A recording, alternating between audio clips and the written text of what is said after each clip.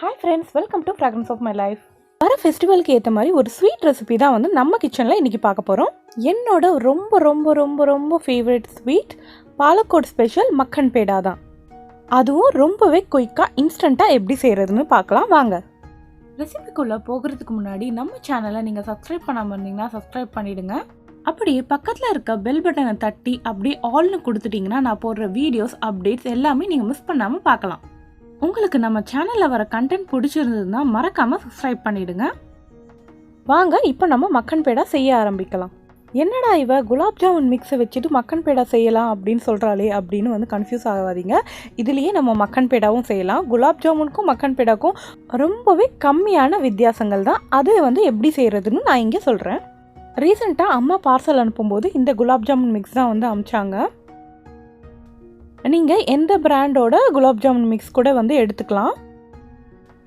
ஆனால் நீங்கள் எந்த மிக்ஸ் எடுத்தாலும் இதே அளவு தான் வந்து நீங்கள் வந்து அந்த மாவு இருக்கு இல்லையா, அதை வந்து குலாப் ஜாமுன் மிக்ஸ் இருக்கு இல்லையா, அதை வந்து ஃபஸ்ட்டு வந்து ஒரு கிளாஸில் வந்து அளந்துக்கோங்க. இந்த பேக்கில் எனக்கு வந்து 3 கிளாஸ் கிடச்சிது. அப்போ நம்ம சுகர் சிரப் செய்யும்போது இந்த 3 கிளாஸ் மாவுக்கு 3 கிளாஸ் சர்க்கரை தான் வந்து சேர்க்கணும். நீங்கள் எந்த கப்பில் வந்து மெஷர் பண்ணுறீங்களோ அதே கப்பில் வந்து சுகர் எடுத்துக்கோங்க. அதே கப்பில் தண்ணியும் வந்து அதே கப்பில் தான் எடுத்துக்கணும். இந்த மாவு பிசைகிறதுக்கு கொஞ்சம் கொஞ்சமாக பால் ஊற்றி வந்து பிசைஞ்சிக்கோங்க. ரொம்ப டைட்டாலாம் வந்து பிசைய தேவையில்ல. பால் ஊற்றி நீங்கள் வந்து பிசைஞ்சிங்கன்னா உங்களுக்கு நல்லா சாஃப்டாக வரும். குலாப் ஜாமுனும் வந்து நீங்கள் வந்து பால் ஊற்றியே பிசைங்க பாருங்கள், உங்களுக்கு நல்லா சாஃப்டாக வரும். இந்த மாவை நல்லா வந்து சாஃப்டாக வந்து பிசைஞ்சு வச்சிடலாம். மாவு பிசைஞ்சு ஒரு ஓரத்தில் வந்து வச்சுருங்க மூடி போட்டு. இப்போ வந்து பார்த்திங்கன்னா நான் குட்டி குட்டியாக நட்ஸ் வந்து எடுத்திருக்கேன் கட் பண்ணி. இன்றைக்கி நான் பாதாமும் கேஷ்யூவும் எடுத்திருக்கேன். உங்கள் விருப்பப்படி எந்த நட்ஸ் வேணாலும் எடுத்துக்கலாம். இப்போ நம்ம சர்க்கரை பாகு ரெடி பண்ணிடலாம். 3 கப் மாவுக்கு 3 கப் சர்க்கரை எடுத்துக்கணும்.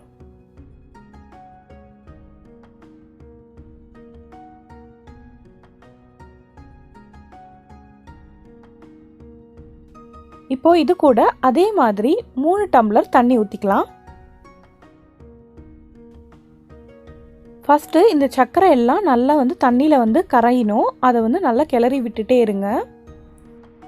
மக்கன் பேடாவை பொறுத்த வரைக்கும் பிசுக்கு பதம் வந்தாலே போதும். கொஞ்சம் அப்படியே வந்து இந்த சர்க்கரை எல்லாம் கரைஞ்சி கொஞ்சம் பிசு பிசுன்னு ஆகும். அந்த பதத்தில் வரணும். இந்த சர்க்கரை பாகுலேயே 2 ஏலக்காயை வந்து சேர்த்துக்கலாம். சர்க்கரை நல்லா கரைஞ்சதுக்கு அப்புறமாலேருந்தே கொஞ்சம் நேரத்துக்குன்னு வந்து நீங்கள் செக் பண்ணிக்கோங்க அந்த பிசு பிசுன்னு அந்த பதம் வந்துருச்சா அப்படின்னு. சும்மா கொஞ்சமாக சர்க்கரை பாகை எடுத்து நம்ம 2 விரலுக்கு நடுவில் வந்து இப்படி கொஞ்சம் தேய்ச்சிங்கன்னா நல்லா பிசு பிசுன்னு ஒட்டும். அதுதான் வந்து பிசுக்கு பதம் அப்படின்னு சொல்லுவோம். இந்த கம்பி பதம்லாம் வந்து போயிடுச்சுன்னா வந்து பாகு வந்து கொஞ்சம் முத்திடுச்சுன்னு அர்த்தம். அப்போ வந்து இந்த மக்கன் பேடாக்கு வந்து கரெக்டாக இருக்காது. பிசுக்கு பதம் தான் வந்து இந்த மக்கன் பேடாக்கு கரெக்டாக இருக்கும். இப்போ நமக்கு வேண்டிய பதம் வந்து வந்தாச்சு. நம்ம வந்து ஸ்டவ் ஆஃப் பண்ணிடலாம்.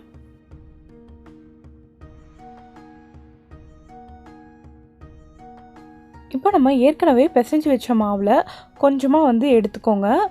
எடுத்துட்டு நல்லா வந்து பிசைஞ்சுக்கோங்க. ஃபஸ்ட்டு வந்து அந்த கிராக்ஸ் இல்லாமல் நல்லா வந்து பிடிச்சிக்கோங்க. நம்ம உள்ளங்கையை வச்சு இந்த மாதிரி வந்து ரவுண்ட் ஷேப்பில் வந்து பண்ணிக்கணும். அதுக்கப்புறமா சென்டரில் வந்து கொஞ்சமாக குழி மாதிரி பண்ணிக்கிட்டு இதுக்குள்ளே வந்து நம்ம கட் பண்ணி வச்சுருக்க நட்ஸ் எல்லாம் இதுக்குள்ளே வந்து ஸ்டஃப் பண்ணிக்கலாம். நட்ஸ் வச்சதுக்கப்புறமா மறுபடியும் வந்து எல்லா எட்ஜஸையும் வந்து சேர்த்து சீல் பண்ணிக்கணும். சீல் பண்ணிவிட்டு மறுபடியும் ஒரு ரவுண்டு மாதிரி ஆக்கிட்டு திருப்பியும் வந்து நம்ம உள்ளங்கையால் அமுக்கி தட்டையாக ஆக்கிடணும். கிராக்ஸ்லாம் இல்லாத மாதிரி வந்து பார்த்துக்கணும். எங்கள் ஊர் ஒரிஜினல் பாலக்கோடு மக்கன் பேடாவில் பார்த்தீங்கன்னா வந்து இந்த நட்ஸ்லாம் வந்து ஸ்டஃப் பண்ணி வச்சுருக்க மாட்டாங்க. என் ஃப்ரெண்ட்ஸ்லாம் வந்து ஆர்காட் மக்கன் பேடா வந்து சாப்பிட்ருக்காங்க. அவங்க வந்து சொன்னது தான் வந்து பார்த்திங்கன்னா ஆர்காட் மக்கன் பேடாவில் வந்து இந்த நட்ஸ்லாம் வச்சு கொடுப்பாங்க அப்படின்னு வந்து சொல்லியிருக்காங்க. அதுக்காக தான் நான் சென்டரில் வந்து கொஞ்சமாக வந்து நட்ஸ் வைக்கிறேன். இது வந்து பார்த்திங்கன்னா நம்ம கொழுக்கட்டைக்கு செய்கிற மாதிரி ஒரு சொப்பு மாதிரி செஞ்சுட்டு நடுவில் நட்ஸ் வச்சுட்டு திருப்பியும் ரவுண்ட் மாதிரி வந்து பண்ணிவிட்டு தட்டையாக வந்து செஞ்சுக்கிறேன். முக்கியமாக கிராக்ஸ் இல்லாமல் வந்து பார்த்துக்கணும். இந்த மாதிரி நட்ஸ் வச்சு ஒரு 4-5 பண்ண போகிறேன். அதுக்கப்புறமா வந்து எல்லாமே பிளெயின் தான். எனக்கு வந்து பிளெயின் தான் வந்து ரொம்பவே பிடிக்கும். பாலக்கோடில் உங்களுக்கு பிளெயின் மக்கன் பேடா தான் கிடைக்கும். இது வந்து அந்த ஊரில் வந்து பார்த்திங்கன்னா ரொம்பவே ஸ்பெஷலான ஸ்வீட்டு. பிளெயினாக வந்து செய்கிறது ரொம்பவே ஈஸி. ஒரு பால் மாதிரி உருட்டிட்டு தட்டையாக வந்து கிராக்ஸ் இல்லாமல் வந்து செஞ்சுக்கணும். நான் இன்னொரு வீடியோவில் ஃப்ரம் த ஸ்க்ராட்ச் வந்து எப்படி வந்து டீட்டெயிலாக ஃபஸ்ட்லேருந்து எப்படி மக்கன் பேடா வந்து அப்படியே நம்ம செய்கிறது அது வந்து நான் உங்களுக்கு கண்டிப்பாக போடுறேன். இதே மாதிரி எல்லாத்தையும் வந்து நம்ம தட்டி வச்சுக்கலாம். இப்போ இது எல்லாத்தையும் எண்ணெயில் வந்து பொரித்து எடுத்துக்கலாம். எண்ணெய் வந்து நல்லா சூடானதுக்கப்புறம் லோ ஃப்ளேமில் வச்சுட்டு பேட்சாக வந்து போட்டுக்கலாம். குலாப் ஜாமுன் பார்த்திங்கன்னா நல்லா கோல்டன் ப்ரௌனில் ஆனதும் நம்ம எடுத்துடணும். இது வந்து பார்த்திங்கன்னா நல்லா வந்து பிளாக் கலர் ஆகணும். மேலே இந்த டார்க் ப்ரௌன் மாதிரி கலருங்க அதுக்குன்னு நம்ம கருகி விட்டுறக்கூடாது. லோ ஃப்ளேமில் வச்சு நல்லா திருப்பி நீங்கள் வந்து குக் பண்ணுங்கள். குலாப் ஜாமுனுக்கு வந்து நம்ம எப்போவுமே இந்த கலரில் வந்தோடனே நம்ம வந்து எடுத்துருவோம். பட் வந்து மக்கன் பேடாக்கு வந்து இன்னும் கலர் டார்க் ஆகணும்.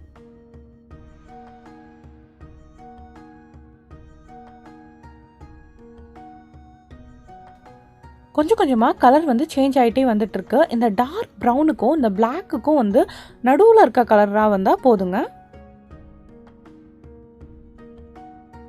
இப்போ நம்மளுக்கு மக்கன் பேடா வந்து ரெடி ஆகிடுச்சு. நம்ம வந்து இதை வந்து எடுத்துடலாம். எல்லாமே ஒரு 2 மினிட்ஸ் ஆறட்டும். ஆறுனதுக்கப்புறமா தான் நம்ம சுகர் சிரப்பில் வந்து போடணும். இந்த பாருங்கள் எப்படி இந்த கலரில் இருக்குது பார்த்தீங்களா? இந்த கலரில் வந்ததுக்கப்புறமா தான் நம்ம சுகர் சிரப்பில் வந்து போடணும். அதுக்குன்னு ரொம்பவே ஆறிடக்கூடாதுங்க. அந்த வார்ம்னஸ் வந்து இருக்கணும் அதில். இப்போ இதை நம்ம ஒரு 24 ஹவர்ஸ் வந்து இந்த ஜீராலேயே வந்து ஊற வச்சிடணும். நல்லா மிக்ஸ் பண்ணி விட்டுருங்க. ஒரு 2-3 ஹவர்ஸ்க்கு ஒன்ஸ் வந்து இல்லைனா வந்து ஒரு 6 ஹவர்ஸ் ஒன்ஸ் வந்து நீங்கள் எடுத்து திருப்பி விட்டுருங்க. அப்போ தான் வந்து நல்லா வந்து அந்த ஜீரா வந்து நல்லா உரியும். 1 டே நல்லா ஊறினதுக்கப்புறமா நம்ம வந்து தனியாக வந்து எடுத்து வச்சுக்கணும். இது வந்து ஜீராலேயே வந்து போட்டு சாப்பிடக்கூடாது. நீங்கள் வந்து அப்படியே தனியாக எடுத்து வச்சிடணும். சில பேர் நான் வந்து பார்த்துருக்கேன் அந்த ஜீராவோடு சாப்பிட்றாங்க. பட் வந்து மக்கன் பேடா யூஸ்வலி பார்த்திங்கன்னா எங்கள் ஊரில் வந்து இந்த மாதிரி ட்ரையாக தான் இருக்கும். இது பார்த்திங்கன்னா 1 டே ஃபுல்லாக ஊறினதுக்கப்புறமா எடுத்து வச்சுருக்கேன். இதை வந்து அப்படியே வந்து நம்ம பாக்ஸில் போட்டு பேக் பண்ணி வச்சுக்கலாம். இந்த சுகர் சிரப்லாம் உள்ளே நல்லா இறங்கி சூப்பராக இருக்கும். இந்த ரெசிபியை மறக்காமல் உங்கள் வீட்டில் வந்து ட்ரை பண்ணி பாருங்கள். பிடிச்சிருந்தா லைக் பண்ணுங்கள். அப்படியே வந்து செஞ்சு பார்த்துட்டு எப்படி இருக்குன்னு கமெண்ட்ஸில் சொல்லிவிடுங்க. ஃப்ரெண்ட்ஸ் கூடலாம் ஷேர் பண்ணிவிடுங்க. தேங்க்யூ.